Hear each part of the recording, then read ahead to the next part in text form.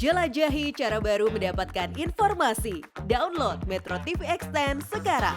Eliezer diancam atau tidak, bagaimana melindungi Eliezer? Sekarang Eliezer memutuskan untuk mencabut kuasanya terhadap pengacara. Berarti tidak didampingi pengacara sekarang statusnya. Tanggapan dari IPW? Gini ya, saya ini sangat paham soal kode etik advokat ya. Saya mengingatkan ini Polri ya, jangan mengintervensi pekerjaan pengacara. Walaupun Anda yang menunjuk pengacara, Anda tidak berhak mengintervensi pekerjaan pengacara. Pengacara berhak menyampaikan satu pernyataan di depan publik untuk mempertahankan prinsip-prinsip hukum yang diperlukan. Ya, saya melihat terjadi konflik ketika pengacara menyampaikan sesuatu dan Kabareskrim mengkritik. Saya mau mengingatkan Polri tidak di atas pengacara. Ya, pengacara berada apapun posisinya untuk membuat satu proses due process ini menjadi lebih bertanggung jawab. Ya, jadi ini saya persoalkan ini. Ya, ini saya yakin bukan pencabutan dari Eliezer. Ya, ada intervensi dari penyidik. Saya minta bahwa ini diperiksa. Ya, Oke. Kapolri harus memeriksa proses pencabutan kuasa ini karena sudah didengungkan. Ini tidak main-main. Ini mengintervensi pekerjaan pengacara. Pengacara adalah penegak hukum yang tidak bisa diintervensi, tidak bisa diperpengaruhi. Ketika dia ditunjuk, maka ada hak istimewa yang terbentuk antara klien dan advokatnya. Ini adalah keprihatinan, saya pernah mengalami ini 11 tahun yang lalu ketika saya membongkar Wisma Atlet, Hambalang, berujung ke Hambalang, IKTP, Alkes dan sebagainya. Ketika itu yang memberikan surat kuasa ke saya adalah suami artis Joy Tobing dan Mindoro Salina Mandulang, ada 2 kuasa waktu itu ya. Tetapi yang mencabut pengurus partai berkuasa. Nah, dan sampai sekarang itu saya proses tidak bisa diungkap oleh kepolisian, kan begitu. Oke, Anda pernah mengalami, tapi dalam kasus ini adalah memang ini adalah intervensi yang luar biasa, ada konflik of interest dari Polri. Seperti yang dibilang rekan saya tadi, Polri itu diatur oleh Undang-Undang Nomor 2 Tahun 2002 tentang kepolisian. Advokat juga diatur oleh Undang-Undang Nomor 18 Tahun 2003 tentang advokat. Jadi jangan merasa penegak hukum Polri ini lebih punya power. Ada caturawangsa penegak hukum yaitu polisi, jaksa, hakim dan advokat. Ini sama-sama penegak hukum. Jadi jangan merasa yang satu lebih penegak hukum daripada yang lain gitu loh. Jadi oleh karena itu, itulah sebabnya kenapa saya selalu meminta presiden, siapapun presiden Republik Indonesia saat ini, harus bertindak menyelamatkan Polri ini. Kasihan institusi Polri terus disandra. Bentuk penyidik tim independen, libatkan Angkatan Darat, Laut dan Udara, kemudian libatkan PPATK, libatkan Jaksa Agung dan Polri dan penyidik independensi lainnya baik dari NGO maupun dari yang lainnya supaya terang masalah ini. Karena saya bilang kalau saya penyidiknya ini saya jamin setengah hari beres dari tanggal 8 ya. Diuji di persidangan dan klien kami juga mengakui itu bagian dari skenario yang di tengah tadi. Terkait dengan kain kotor itu peristiwa yang terjadi di Magelang. Tentu secara hukum bukan kain kotornya yang dibawa sebagai bukti di persidangan. Tapi peristiwa itu ada 5 jenis alat bukti. Mulai dari saksi adalah salah satu alat bukti. Tapi juga ada alat bukti yang lain. Dan siapa yang bertugas untuk membuktikan? Dalam konsep hukum acara pidana kita, kewajiban dan beban pembuktian ada pada jaksa penuntut umum. Kita lihat, jaksa membuktikan 340 seperti apa, jaksa membuktikan 338 bagaimana, jaksa membuktikan peran dari terdakwa lain seperti apa, itu yang kita tunggu sebenarnya. Baik, jadi masih konsisten dengan cerita pelecehan seksual. Bang Martin sempat mengatakan bahwa ini cerita lama diungkit lagi tapi dengan packaging yang baru. Bahkan Bang Martin di sini mengatakan bisa saja malahan Yosua yang dilecehkan oleh Putri. Kenapa Anda berkata demikian Bang Martin? Bahasa Jakartanya lagu lama kaset baru Mbak Sylvia. Kenapa saya bilang demikian?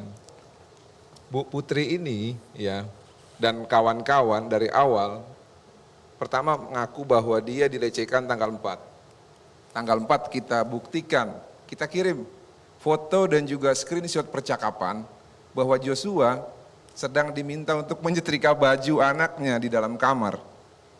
Dan yang foto siapa? Bu Putri sendiri. Apa kata-katanya di dalam screenshot tersebut? Waduh, ini kan perkataan ini kan screenshot dikirimkan kepada adik korban. Aduh, abangnya luwes banget ini multitasking ya. Itu tanggal 4? Iya, tanggal 4. Bisa segalanya, aduh bingung saya mau gaji berapa ini. Kamu di mana, Dek? Bisa nggak datang ke Magelang nggak hari ini? Oh, saya lagi piket, Bu. Kita bantah. Nggak ada tuh tindakan kekerasan seksual di tanggal 4. Lalu dibuat lagi tanggal 7. Pernah nggak kita berpikir bahwa yang bisa saja terjadi itu bukan Joshua yang mencoba untuk melakukan kekerasan seksual kepada Bu Putri. Tapi Bu Putri yang ingin melakukan pelecehan seksual kepada ajudan dari suaminya. Kita merujuk ke pasal 1 angka 4 ya. Undang-Undang nomor 12 tahun 2022. Tidak ada definisi dalam korban itu wajib perempuan. Gak ada, buka. Korban bisa siapa saja, bahkan laki-laki pun bisa dilecehkan secara seksual. Nah sekarang yang bisa menjamin bahwa Joshua ini pelaku atau Joshua ini korban siapa? Jadi begini, jangan pula mendowngrade terhadap seseorang yang belum tentu kita juga memiliki kemampuan lebih dari apa yang telah disebutkan tadi gitu. Oke, kita begini. ya biarkan saja penilaian itu kepada kalau publik. abang bilang gitu. tadi kekuasaan, memangnya kekuasaan yang membuat aturan main. Kalau kita bicara tentang pertandingan, tentang permainan misalnya, siapa sih yang paling berpeluang untuk melakukan kecurangan? Pertama, pembuat aturan main. Siapa yang bikin aturan main? Abang ikut bikin, saya bikin, Mas Hinton bikin, DPR yang bikin. Oke, artinya tersangka pertama dari pernyataan SBY siapa? DPR. Problemnya adalah Demokrat juga bagian dari DPR. Oke, tersangka keduanya siapa? Tersangka keduanya KPU, pelaksana. Kecurangan, tidak jujur, tidak adil, pertama kali bisa dilihat dari aturan main yang bikin DPR. Kedua siapa? Panitia yang mengatur peraturan permainan. Siapa? KPU. Nah ketiga siapa? Wasitnya, Bawaslu. Langsung? Saya Keempat kira siapa? terlalu jauh ya. Partai-partai politik. Menurut saya peserta ini terlalu pemilunya. terlalu Jadi, jauh untuk mendowngrade pernyataan gitu ya. SBY mereka Karena ini, kalau katanya kan mereka, melihat esensinya, kata mereka itu sebetulnya lebih ya dari tidak ke satu. arah sana Siapa? gitu. Justru Gitu, bukan kalau dia. berpikiran terlalu jauh. Kalau kemudian ke arah kalimatnya, situ, saya katanya malah dia, berpikir itu satu orang. Jangan-jangan memang dalam mindsetnya sudah ada seperti itu, Loh, enggak keinginan dong. seperti itu gitu loh. Loh, abang baca Ya. bahasanya. Mereka itu subjek tidak tunggal loh. Benar. Iya dong. Kalau kata SBY Kami dia, tidak menyangkal kalau itu disebutkan mereka. Kalau kata SBY dia, berarti satu. Tapi kan Kalau tidak kata menyebutkan SBY tadi mereka, disebutkan lebih dari DPR, satu. KPU, Bawaslu, menurut saya ini terlalu jauh. Oh, enggak dong. Dan Oke. tidak Memangnya merepresentasikan apa kecurangan yang dari disampaikan mana, Pak? oleh Pak SBY. Yang gitu. berpotensi membuat kecurangan secara masif siapa? Yang bikin aturan main dong. Gini Bang. Yang bikin aturan mainnya siapa? Mas Zaky? DPR. Ini menjadi PR-nya begini nih. Panitianya Jadi, siapa? KPU. KPU. Kebetulan saya, Wasitnya siapa? Ini Bawaslu. ada di lokasi, mendengarkan secara utuh pidato Pak SBY yang tidak hanya semenit tadi gitu loh. Beliau menjelaskan konteks secara umum gitu ya. Kemudian beliau juga menyampaikan ada beberapa hal detail. Tetapi nggak ada bicara, wah ini KPU curang, Bawaslu curang, nggak ada gitu. Dia sebut makanya- siapapun, maksud dia saya sebut nggak mereka. ada. Tudingannya Tetapi kan itu tidak tudingan sehingga mereka. begini. Nah, mereka inilah itu kemudian. kan asumsi. Nah, Ya kalau mereka berarti kan jamaah. Benar. Bisa kita asumsikan. Benar. Ya tadi. Kalau Iya. logika ya Bung Adian tadi ya yang bikin Gini, aturan makanya presiden, dibaca dulu. DPR, Saya agak partai khawatir. politik. Saya agak khawatir nih Penyelenggaranya kualitas KPU. ini nih elit politik pada saat membaca statement yang sederhana aja nggak bisa ini saya agak Maksudnya khawatir. bagaimana? Ini yang saya bilang, Maksudnya SBY overthinking tidak dari mengerti tadi bahasa ini. Indonesia membedakan yang jamak dan yang tunggal. Ini berpikirnya lama. Ya. Jadi dia kayak diam begitu kan. Nah ini kan hakim membuat jadi lah harusnya kalau orang yang melihat sendiri, mengalami sendiri, itu dia langsung spontan. Dia akan jawab secara spontan. Nah, giliran dia ditanyakan tentang kronologi sudah mulai berubah lagi. Dia cepat mengucapkan kronologi ya. Kok bisa cepat? Yang tadi lambat, yang ini cepat. Padahal kan sama-sama melihat mengalami harusnya cepat. Lalu ada perbedaan antara BAP dengan apa yang disampaikan dalam persidangan. Memang di pasal 185 mengatakan keterangan yang diminta itu adalah keterangan yang benar adalah di depan persidangan. Tetapi enggak 100% mempercayai, hakim nggak bisa 100% mempercayai keterangan yang disampaikan di persidangan. Alasan dia mengubah keterangannya itu apa. Oke. Kalau dia mengubah keterangannya tidak mempunyai dasar, hakim juga tidak bisa menerima begitu. Maka dia Ya. perlu menggali terus apakah keterangan yang dia rubah itu atas dasar kebohongan atau tidak. Bang Jamin, Begitu. hakim sampai bilang inilah kalau ceritanya settingan ya seperti ini, kamu anggap kami ini bodoh. Apakah itu berarti hakim sudah yakin tidak ada peristiwa pelecehan seksual pada tanggal 7 Juli di Magelang? Intinya bukan masalah isinya, tetapi dia ingin melihat kejujuran daripada orang yang memberikan keterangan.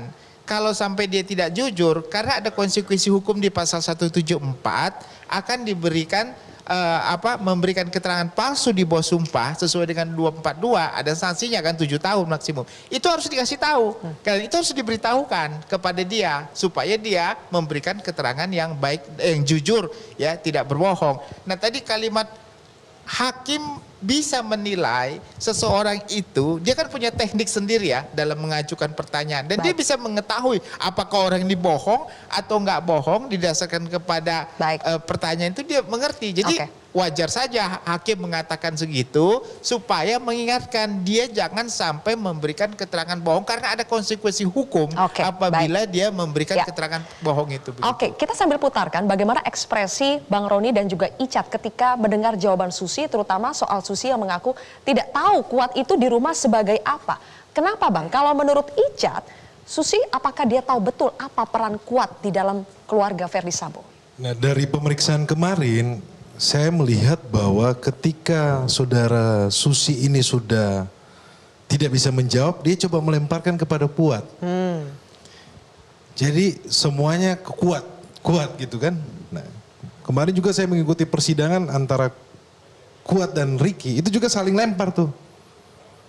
Ricky yang tahu, Kuat yang tahu. Nah, inilah sebenarnya dalam persidangan ini akan terungkap fakta-fakta ya. Bahwa memang kalau mereka berkata tidak benar, tentunya kan ada sanksi pidana. Ini juga merupakan pembelajaran untuk kita semuanya ya, bahwa ketika bersaksi di depan persidangan tentunya harus berkata jujur. Pembicaraan mengenai pemerkosaan maupun pelecehan tidak ada karena Putri Candrawati itu bersamaan datangnya dengan para ajudan ke Jakarta di tanggal 8. Dan bersamaan juga rapatnya di lantai 3 Saguling. Di dalam rapat itu tidak ada dibicarakan pemerkosaan. Bahkan Putri sendiri pun, Putri Candrawati tidak pernah merasa dirinya diperkosa atau dilecehkan. Jadi kemudian ciri-ciri orang yang diperkosa itu biasanya malu. Tetapi Putri Candrawati justru pamer. Apa itu di depan Brimob, saya putri, saya mencintai suami saya. Siapa yang nanya, kau mencintai atau tidak? Ya, wanita yang ideal adalah mencintai suaminya. Saya harus konfirmasi dulu mengenai begitu. Artinya dia tidak trauma. Saya harus konfirmasi ke Mas Heru dulu. Kenapa kemudian tidak langsung melapor? Kalau dilihat data ya, perempuan korban kekerasan seksual ada hambatan psikologis yang sangat besar. Sebagian besar perempuan korban kekerasan seksual akan merasa malu dengan dirinya, dan dalam konteks Bu Putri ketika kami konfirmasi, kondisi aib, kondisi malu terhadap dirinya sendiri, dan juga kemarin kan muncul di fakta persidangan. Sebenarnya Pak Verdi Sambo sudah menyarankan untuk lapor, tetapi Bu Putri nggak kuat dengan kondisi seperti itu, dan dia tidak bisa membayangkan bagaimana aib tersebut akan terungkap. Seorang perempuan istri Jenderal Bintang 3 diperkosa atau ada kekerasan seksual atau yang lain-lainnya, isu itu akan beredar sedemikian rupa. Tapi kita punya bukti lain yang mengkonfirmasi. Jadi memang peristiwa di kamar, kalau kita mau fair ya, peristiwa di kamar di tanggal 7 itu hanya diketahui oleh Bu Putri dan Joshua. Joshua sudah tidak mungkin kita konfirmasi. Artinya hanya ada satu keterangan Bu Putri. Apakah kita bisa percaya dengan satu keterangan saja? Kita tidak bisa langsung percaya dengan satu keterangan saja. Karena itu Undang-Undang TPKS, Undang-Undang tentang Kekerasan Seksual, memberikan klausul satu keterangan saksi korban kekerasan seksual itu bisa terkonfirmasi kalau ada bukti lain. Pertanyaannya, apakah ada bukti lain? Kami sudah temukan ada bukti lain. Apa itu bukti lain? Satu, bukti surat. Yang kedua, bukti keterangan ahli, psikolog forensik yang timnya melakukan pemeriksaan terhadap profil seluruh tersangka dan beberapa saksi, termasuk profil Pak Verdi Sambo dan juga profil Bu Putri. Ada satu poin yang menarik sekali dalam hasil apsifor itu, hasil pemeriksaan psikologi forensik tersebut, bahwa satu, Bu Putri menyampaikan itu secara konsisten, yang kedua tidak ada yang namanya malinggering atau melakukan kebohongan, karena identifikasi itu dilakukan oleh pihak yang memiliki keahlian, dan kemudian yang ketiga yang juga poin pentingnya adalah ada dampak trauma yang sangat berbahaya bagi Bu Putri terkait dengan kejadian dugaan kekerasan seksual tanggal 7 di Magelang tersebut. Kapolri mengungkap ada 25 personil yang sudah diperiksa terkait dengan ketidakprofesional penanganan TKP. Apakah ini berarti mengindikasikan, ada indikasi kuat memang TKP sengaja diacak-acak? 12 Juli 2022, IPW telah merilis pernyataan sikapnya bahwa dalam peristiwa yang dilansir oleh Karopenmas tanggal 11 Juli ada dugaan obstruction of justice, ya. Kami mengutip pasal 233 KUHP, yaitu upaya menghambat, menghalangi, menghilangkan barang bukti sebagai satu pelanggaran pidana. Kami sudah rilis. Kami merilis itu dengan mengamati bahwa TKP tidak diberi polis lain.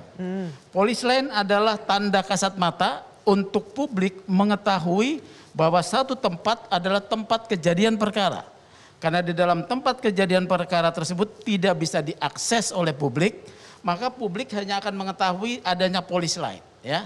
Jadi kami tahu bahwa berdasarkan informasi yang kami dapat tidak ada olah TKP yang memenuhi prosedural. Termasuk di dalamnya adalah bedah mayat otopsi, ya. Kami sudah sampaikan sejak tanggal 11 Juli, 12 Juli, 13 Juli kami membuat rilis terus gitu ya. Nah, jadi ternyata obstruction of justice itu menjadi nyata. Kami meminta kepada waktu itu tanggal 12 supaya kepada tim gabungan untuk melakukan pendalaman potensi obstruction of justice. Hari ini 25 orang telah diperiksa dan ternyata begitu dahsyatnya, ya. Upaya menghalangi, bahkan ada dugaan merekayasa peristiwa. Prof, mungkin Prof Adrianus bisa menjelaskan betapa krusial pentingnya olah TKP yang dilakukan pada saat hari kejadian itu. Umumnya ada 3 unit yang langsung bergerak, ya. Lab4, lalu Inavis, dan Dokes. Lab4 untuk bicara mengenai sidik jari, balistik gitu ya. Demikian juga ketika ada benda patah, kalau Inavis itu kemudian dikaitkan dengan daktiloskopi, dengan wajah. Sementara Dokes itu kita bicara mengenai ketika ada tubuh yang rusak, ada luka dan seterusnya. Demikian juga ada DNA. Nah, itu nggak ada, ya, nggak ada. Seharusnya kalau kejadian tanggal 8 itu akan heboh ya di TKP, ya, dalam arti banyak yang datang, kemudian bisa untuk Polda terlihat Metro dengan Jaya kasat misalnya, mata. itu mereka sudah mengatakan bahwa ketika ada panggilan, mereka akan datang 30 menit. Jadi nggak usah nunggu 3 hari, 30 menit sudah datang. Apalagi kita bicara mengenai di Jakarta, ya. Apalagi di Rumah Jenderal. Rumah Jenderal pula gitu. Jadi itu satu hal yang unacceptable. Beda loh antara tidak profesional dan tidak mau profesional. Dalam hal ini saya berpendapat mereka sebetulnya adalah orang-orang yang terbaik di bidangnya. Di Jakarta umumnya ditempatkan para penyidik yang terbaik, ya. Jadi mereka tidak mau profesional. Nah, mengapa? Saya menduga bahwa ada perintah dari orang yang kemudian membuat mereka terpaksa untuk itu. Tapi saya tadi tertarik apa yang disampaikan oleh Pak Bendi mengenai Ricky Rizal tidak mendengar. Memang saya sependapat dengan Bang Roni, hal tersebut memang kalau secara logika memang tidak masuk akal. Namun kalau kita lihat di dalam rekonstruksi, memang kan ada Kuat, ada Ricky, ada Eliezer, ada Sambo. Minimal kalau memang ini benar, ya, saya tidak mengaminkan. Tadi suara berbeda, ya. Suara tembakan pistol HS dan Glock itu berbeda.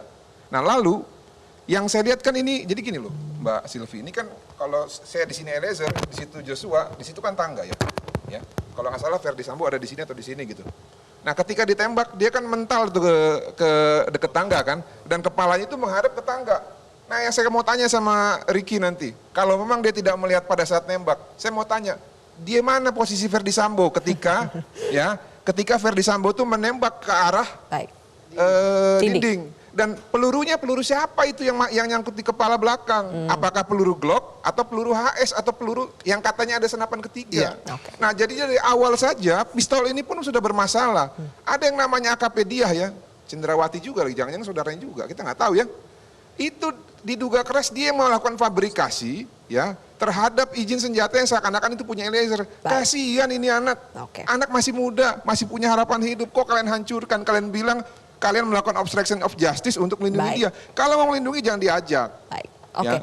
Bahkan ketika klien saya memberi keterangan, penyelidik atau penyidik ini tidak mau menuliskan di dalam BAI, tetapi yang diincar adalah handphone ini, barang bukti ini. Disitulah luntur kepercayaan saya kepada penyelidik dan atau penyidik yang ikut ke Jambi. Dan saya protes, kenapa ini orang 11 saksi, saya doktrin untuk berkata yang benar, tapi ketika saya perhadapkan, kalian minta keterangan tidak tertulis. Lalu si Brigadir Jenderal mengatakan, oh iya bang kami sudah tahu, bahkan buktinya sudah kami ambil secara screenshot dan sudah kami kirim ke Jakarta. Ini buktinya, ditunjukkan sama saya di handphonenya sudah dikirim ke Jakarta, tapi kenapa tak tertuang dalam BAI? Oh nanti bang dalam BAP, saya tidak percaya sama kalian. Tuliskan dalam BAI, itu juga nanti dalam BAP, kalau sudah digelar di Jakarta. Maka saya tulis pakai tangan saya sendiri, sesuai dengan yang ada dalam rekaman elektronik itu. Apa itu? Rekaman tentang pengancaman, pembunuhan itu. Nah kemudian setelah saya tuliskan dengan tangan saya, maka kepanasanlah ini. Orang ini mengincar handphone itu. Saya tidak mau. Urus izin penetapan dari pengadilan. Baru saya serahkan.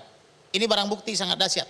Karena saya sudah interogasi juga ini saksi sebelum kamu BAI kan gitu loh. Kemudian akhirnya setelah saya tulis pakai tangan saya, dituliskanlah ini, tetapi terus diincar handphone saya nggak kasih. Harus ada penetapan di pengadilan.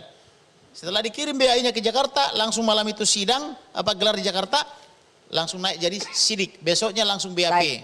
Nah, yang mau saya patahkan tadi dari argumentasi rekan ini, kalau laporannya Sambo benar, yang menyatakan pertama dugaan pelecehan, yang kedua pengancaman pembunuhan, Irjen Pol macam apa, Kadif Propam macam apa, membiarkan istrinya jalan bersama dari Magelang yang sudah diancam pakai pistol.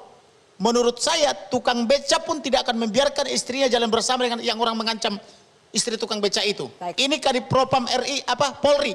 Jangan mempermalukan diri sendiri. Bertobat sebelum celaka nanti. Ini dilihat oleh Tuhan. Sudah celaka dia.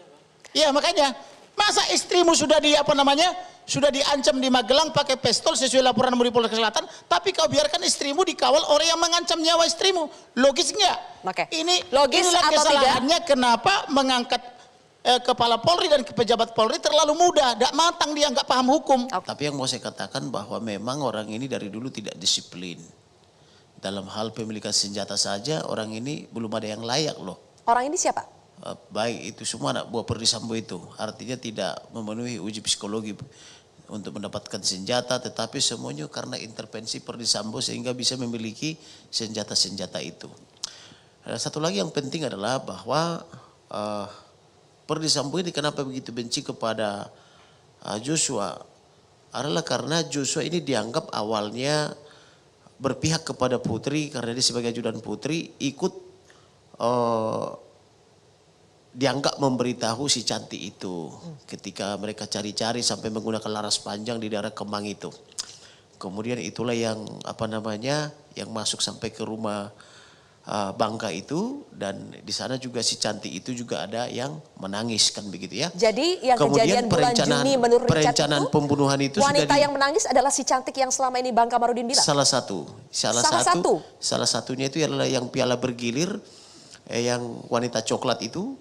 Satu lagi yang nangis di rumah Jadi Bangka. maksudnya wanitanya ada lebih dari satu? Ada lebih dari satu. Satu itu yang berseragam coklat itu yang disebut piala bergilir, yang menginformasikan juga kepada saya itu adalah seorang intelijen jenderal juga dari Akpol 87. Hubungannya apa wanita ini dengan kematian Yosua? Hubungannya karena siapa ini kan si PC ini kan sering mengajak ajudannya, ya salah satu ajudannya kan Joshua. Dianggap dia memberitahu keberadaan si wanita ini. Padahal namanya ajudan diperintah-perintahkan oleh Putri Chandrawati kan ya, tentu dia mengikutkan begitu. Nah kemudian dari situlah awal dendamnya pertama, makanya di bulan Juni dia sudah sering diancam.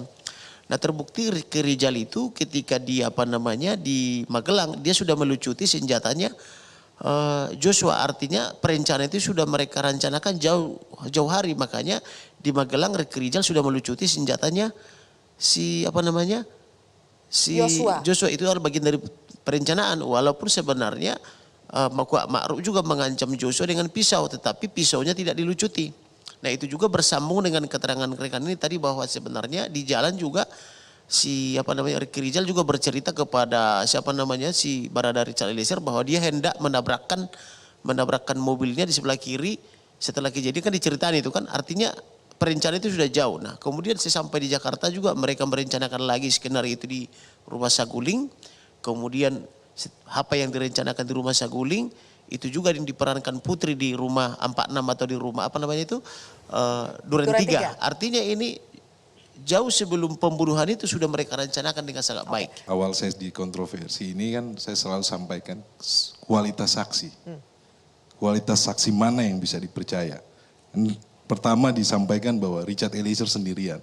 Tapi dalam fakta persidangan kan mulai terungkap bahwa ajudan juga menyampaikan apa yang sesuai dengan yang disampaikan oleh klien saya. Kemudian ART juga mencabut BAP. Nah, kita memang dalam hal ini belum memeriksa saudara Ricky Rizal ya. Tapi ada beberapa catatan khusus buat kami. Di situ Richard mengatakan ketika Ricky mengatakan seperti itu, ia menduga bahwa jangan-jangan rencana pembunuhan Yosua sudah direncanakan sejak di Magelang. Iya, karena begini Mbak. Kalau dari rentetan peristiwa di Saguling, yang memanggil klien saya itu adalah saudara Ricky Rizal. Memanggil, bilang bapak panggil, kemudian klien saya naik ke atas, kemudian perintah itu keluar ya dengan skenario dan ada saudara PC di situ berbicara soal CCTV, soal sarung tangan, itu jelas sekali ya.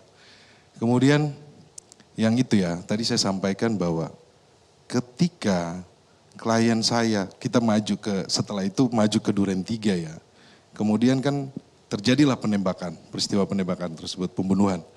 Kemudian kan majelis hakim sempat bertanya, ini kan peristiwa kronologis tembak-menembak ini kan kamu yang paling terakhir kan. Jadi setelah kejadian di TKP, siapa yang interview kamu?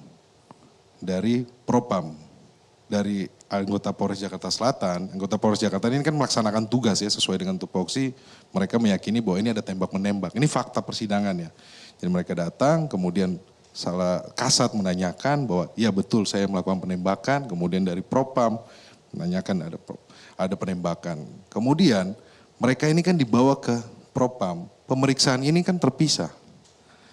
Yang menjadi pertanyaan kami, kok bisa saudara Ricky Rizal dan Kuat Ma'ruf skenarionya sama, tembak-menembak. Kan majelis hakim menanyakan di mana Ferdi Sambo menceritakan tembak-menembak tersebut. Karena kan majelis hakim nanya, di garasi kalian sempat dikumpulin bareng-bareng apa enggak? Sempat di briefing tidak? Briefing tidak. Richard Eliezer terpisah.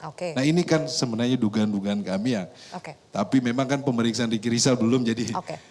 Jadi kalau Mbak Zena, menurut Bang Roni berdasarkan pola yang terlihat selama ini ada pola Ricky beberapa kali berbohong. Termasuk soal rencana skenario tembak-menembak. Di mana sih sebetulnya Ricky itu di briefing sama Sambo kalau ini adalah tembak-menembak skenarionya? Mungkin kalau itu kita lihat nanti pas persidangannya Ricky ya. Biar Ricky nanti yang langsung menjelaskan. Tapi satu, tentang keterangan Richard Eliezer niatnya Ricky ingin menabrakkan mobilnya ya ketika Joshua berada di kirinya dia.